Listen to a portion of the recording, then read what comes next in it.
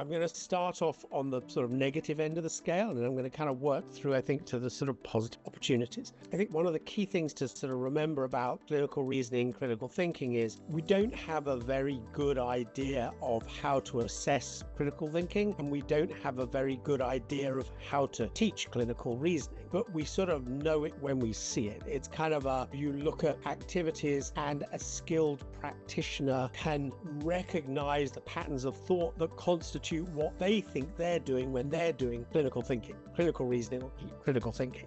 And so the problem is we have a relatively poorly defined thing, and we are now saying, well, AI is making that rather poorly defined thing less good. I think that the argument that AI is damaging to critical thinking is very similar to the argument that AI is damaging the sort of the absorption of basic foundational knowledge. Is you actually have to do it to get good at it. And there's a school of thought which says, in the UK, medical students leave medical school, and then by the time they're 30, they become doctors. And there's some mystical thing that happens where their clinical reasoning skills develop. But the crucial point is they develop by being done. That period of 4 or 5 years is when medical students are seeing patients and treating patients and making mistakes and learning from those mistakes and developing an innate set of clinical reasoning skills, which they may not always be able to articulate sort of externally. So I think there is a concern that AI will, because it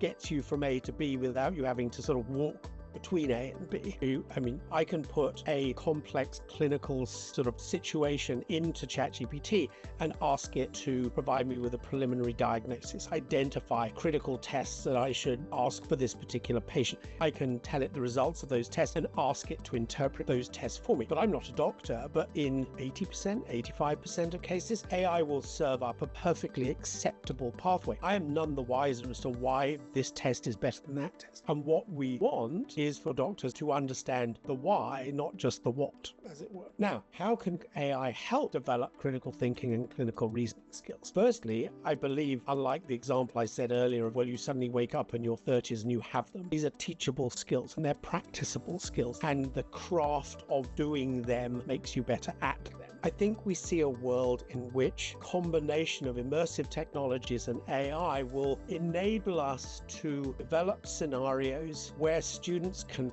practice these complex skills and be observed practicing them so that they can be assessed. Historically, it's been very hard to set up multiple clinical reasoning scenarios because you only have N number of students, or expensively, you have Y number of patient actors. But the burden is, on the one hand, it's scarcely ethical to use individual patients as a kind of clinical reasoning punch bag for 20 students. They're simply not appropriate. On the other hand, it's super expensive, both in terms of the cost of patient actors, but also in terms of the assessment of those activities, for students to be able to have repeated exposure to multiple patient actors with high number of variations of common conditions. With AI, the ability to firstly generate those patient scenarios, those realistic patient scenarios. I'm a 42-year-old Polish builder who drinks moderately and has repeated migraines.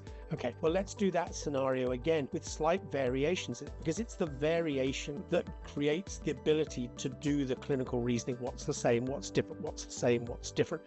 And so I think optimistically, on the optimistic end of this, AI can provide us with tools that enable students, faculty to create scenarios that can be repeated with variation so that students will be able to practice again and again. And practice truly makes perfect in this sense, that AI will enable us to create those scenarios. And these area of clinical reasoning and critical thinking is difficult, partly because we don't understand it, but also because the raw material on which you want to practice that skill is not widely available to us. You can't write endless multiple choice questions that enable you to practice actual clinical reasoning. Patients do not come in with a multiple choice question tattooed on their chest, but you need to practice it with all the variety and nuance that an actual patient encounter has. And I believe that there is opportunity for AI combined with immersive technology, combined with voice technologies, to get us to a place where instead of the simulation lab being populated by a rubbery mannequin who can simulate the physical symptoms and change those over time, AI will enable us to create avatars that are also engaging and people like simulations of particular things. So I think there are things to be worried about, but there are also things to be optimistic about.